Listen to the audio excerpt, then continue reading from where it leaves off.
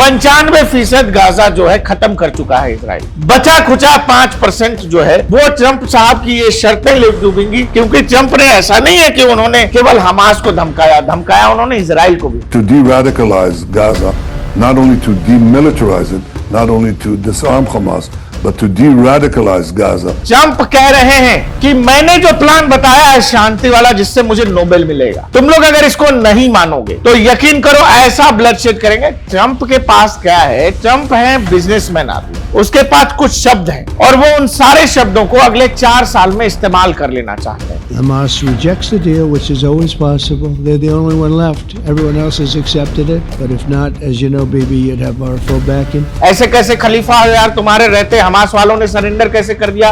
और यही कारण है कि अब इजराइल को ये लग रहा है कि ये ऐसे मानेंगे नहीं, तो क्यों ना इसी बहाने जब तक गाजा वाला खेल चल रहा है थोड़ा सा तेहरान में भी बमबाजी कर दी जाए।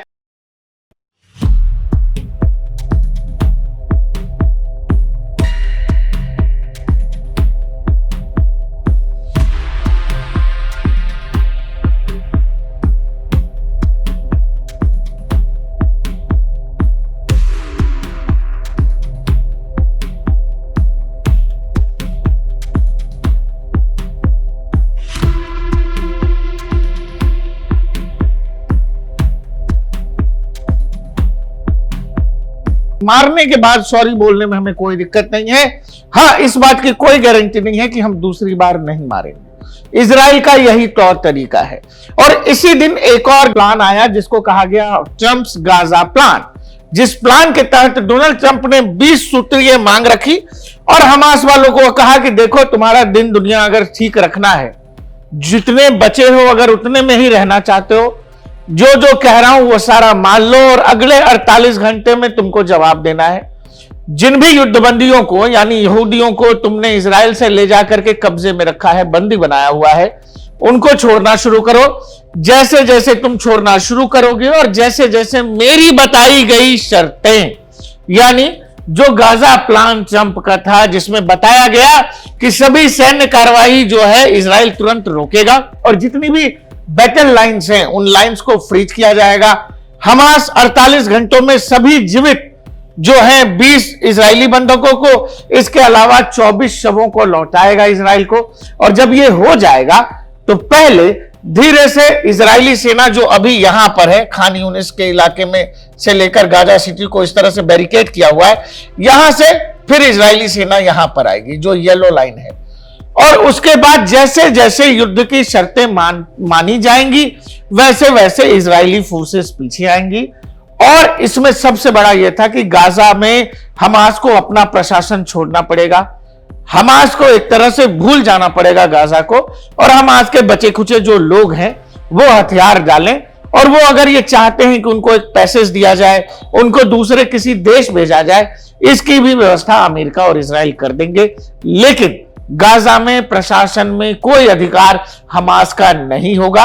इजराइल के एग्जिट के बाद गाजा में जो कुछ देखा जाएगा वहां एक स्थानीय प्रशासन बनाया जाएगा जो गाजा के लोग देखेंगे और मिडिल ईस्ट के कुछ देश उसमें शामिल होंगे, जो सीधे सीधे व्हाइट हाउस की देखरेख में यह सब होगा। कुल मिलाकर स्क्रीन पर जो आपको दिखाई दे रहा है यही गाजा का प्लान था, जिसमें यह कहा गया कि हमास वाले भाई आप उनको लौटा दो, उनके लोगों को यानी यहूदियों को, और इजराइल के कब्जे में जितने फिलिस्तीनी हैं जो युद्ध के दौरान जिनको कब्जाया या फिर युद्ध बंदी बनाया इजराइल ने, जिन वो चाहे हमास के लड़ाके हो या आम फिलिस्तीनी हो, उनको इजराइल भी रिहा कर देगा। एक तरफ से आप करिए, दूसरी तरफ से इजराइल करेगा। इस दौरान गोलीबारी बिल्कुल पूरी तरह से रुका रहेगा। आप लोगों को लौटाना शुरू करिए और जैसे जैसे आप शर्तों को मानते चले जाएंगे वैसे वैसे इजरायली फोर्सेस गाजा से पीछे हटती चली जाएंगी और इस पूरे इलाके में एक नो बफर जोन बनाया जाएगा, जिसको नो मैंस लैंड कह लीजिए, उसको बफर जोन कह लीजिए। यह करीब करीब 4 से 5 किलोमीटर का पैच होगा जो पूरे गाजा से जुड़ा होगा। वहां नो बफर जोन का मतलब यह है कि वहां किसी देश की कोई सेना नहीं होगी, लेकिन हां वहां ना कोई फिलिस्तीनी जा सकता है, ना कोई इजरायली जा सकता है। वो नो मैंस लैंड जैसा होगा। और इजराइल इस बफर जोन को हर हाल में चाहता है, क्योंकि वो 7 अक्टूबर को फिर से अपने यहां नहीं देखना चाहता। लेकिन हुआ ये है कि गाजा का जो प्लान डोनाल्ड ट्रंप ने बनाया था, इसको हमास वालों ने फाड़ फूड़ के फेंक दिया है। अब चूंकि हमास वालों ने पहले हां कहा, अरे भाई जब शर्त मान लिए तो फिर इजरायलियों को रिहा क्यों नहीं कर रहे हैं? कहीं ऐसा तो नहीं है कि हमास गलत जानकारी दे रहा है कि 20 से ज्यादा यहूदी जिंदा हैं? तो बहुत सारी पेचीदगियां हैं, या जो युद्धबंदी है उनको रिहा करने की प्रक्रिया अभी तक शुरू नहीं हुई है। अब चूंकि हमास यहूदियों को नहीं छोड़ रहा है, तो फिलिस्तीनियों को भी इजराइल अभी नहीं छोड़ रहा है। दूसरी तरफ बीबी यानी बेंजामिन नेतन्याहू ने जबरदस्त बमबारी कर दी है। कहां? गाजा में। गाजा जो यूं कह लीजिए, जो अगर पूरा इलाका अगर आप गाजा का देखें, हम लोगों ने पहले भी कई बार बात की है, वो पूरा गाजा का इलाका अगर आप ऐसे देखेंगे तो ये करीब 41 किलोमीटर का है, और अगर इसकी चौड़ाई देखें तो 11 से 12 किलोमीटर का है। इतना ही बड़ा है गाजा। और इसी गाजा में अब ये समझ लीजिए कि तबाही इस लेवल का है, कहते हैं कि 95% गाजा जो है खत्म कर चुका है इजराइल। बचा खुचा 5% जो है वो ट्रंप साहब की ये शर्तें ले डूबेंगी, क्योंकि ट्रंप ने ऐसा नहीं है कि उन्होंने केवल हमास को धमकाया उन्होंने इजराइल को भी। लेकिन इजराइल ट्रंप की धमकी को कहां रखता है ये दुनिया जानती है। उसको फर्क ही नहीं पड़ता है कि कौन उसको धमका रहा है। और जब शर्तें नहीं मानी गई हैं तो इजराइल ने अपना ऑपरेशन गाजा में जारी रखा है। दुनिया के अखबार कुछ लिख रहे हैं, वो देख लीजिए। ट्रंप कह रहे हैं हमास को कि कंप्लीट ऑब्लिटरेशन का मतलब ये होता है, अगर तुम हमारी शर्तें नहीं मान रहे हो, युद्ध की कहानी जो है उसको नहीं रोक रहे हो, हथियार नहीं सरेंडर कर रहे हो, तो तुम यकीन मानो कि हम तुमको ऐसे खत्म करेंगे कि जैसे तुम्हारा कभी अस्तित्व ही नहीं था। कंप्लीट ऑब्लिटरेशन का यही मतलब होता है। If Hamas rejects the deal, which is always possible, they're the only one left. Everyone else has accepted it. But if not, as you know, Bibi, you'd have our full backing to do what you would have to do. दूसरी तरफ Benjamin Netanyahu हैं, जिन्होंने Trump के Gaza plan पर किसको phone किया है? Vladimir Putin साहब को। और वहां पर ईरान के मसले पर भी कुछ डिस्कस हुआ है। Massive bloodshed will follow, Trump wants Israel and Hamas on Gaza plan. Trump कह रहे हैं कि मैंने जो प्लान बताया है शांति वाला, जिससे मुझे नोबेल मिलेगा, तुम लोग अगर इसको नहीं मानोगे तो यकीन करो ऐसा ब्लडशेड करेंगे। ट्रंप के पास क्या है? ट्रंप है बिजनेसमैन आदमी, उसके पास कुछ शब्द हैं और वो उन सारे शब्दों को अगले 4 साल में इस्तेमाल कर लेना चाहते हैं। आप वो चाहे ये वाले शब्द देखिए जिसमें कहा गया कि कंप्लीट ऑब्लिटरेशन, ऐसा मारेंगे कि कभी अस्तित्व नहीं था, ऐसा मारेंगे। लेकिन आप यकीन करिए ट्रंप के हाथ में कुछ नहीं है। वो इसीलिए क्योंकि बेंजामिन नेतन्याहू कितनी सुन रहे हैं ट्रंप की या अमेरिका की। अब जब इजराइल जो सबसे बड़ा मिलिट्री अलाई है वो अमेरिका की अनदेखी कर रहा है, तो एक आतंकी संगठन से आप कितनी उम्मीद लगा सकते हैं? इस पूरी कहानी में एक नया मोड़ आया है। नया मोड़ ये, जो कुछ इजराइल कह रहा है, इजराइल का मन फिर से ये हो रहा है कि इसी बहाने क्यों ना एक बार और होश की दवा ईरान को दे दी जाए। कुछ ये कि ऐसा खेल खेला जाए। गाजा में खेलते खेलते इजराइल बोर हो रहा है, कतर को मार ही चुका है, सीरिया में मार किया ही है, लेबनान में उसने मारा ही है, ईरान भी वो मार ही चुका है। लेकिन जब आप तमाम दुश्मनों को जोड़ेंगे जो इजराइल के हैं, तो इजराइल के पहले नंबर का दुश्मन कौन है? पहले नंबर का दुश्मन है ईरान।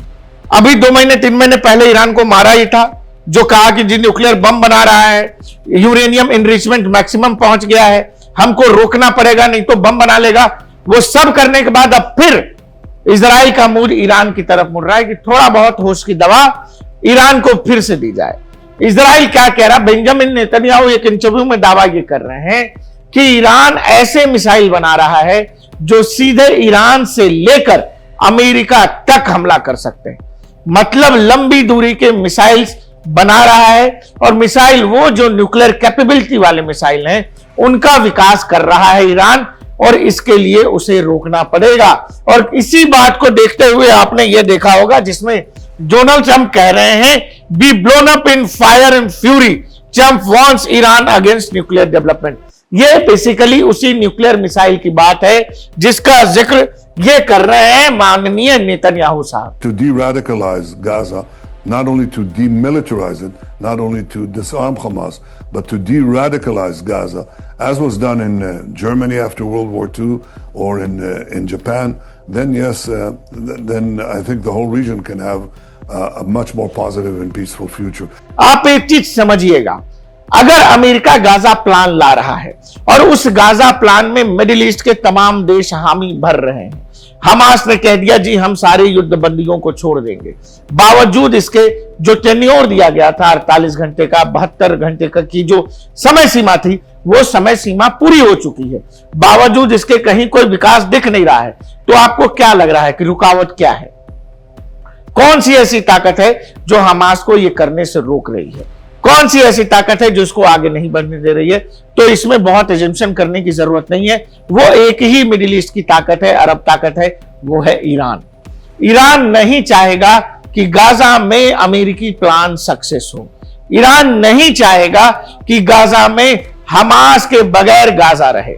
ईरान नहीं चाहेगा कि हमास को गाजा के प्रशासन से 100% आउट कर दिया जाए, क्योंकि बहुत इन्वेस्टमेंट है, बहुत मेहनत है, बहुत पैसा लगा है और बहुत बेइज्जती भी हुई है ईरान की हमास को लेकर दुनिया में। आप एक और भी बात को समझो कि अगर गाजा प्लान जो अमेरिका का है, अगर उस पर आसानी से हमास मान जाता है तो फिर ईरान की क्या रह जाएगी?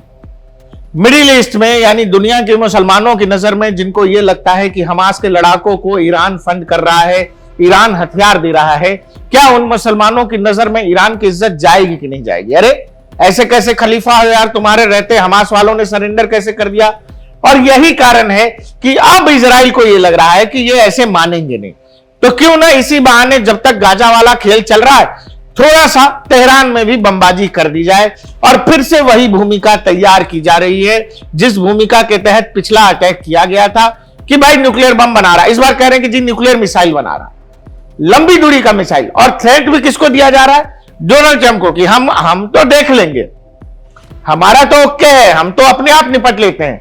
लेकिन अब निशाने पर अमेरिका है। देखो इसकी इतनी हिम्मत हो रही है कि हमसे तो लड़ ही रहा था, अब सीधे व्हाइट हाउस को निशाने पर लेने की बात है।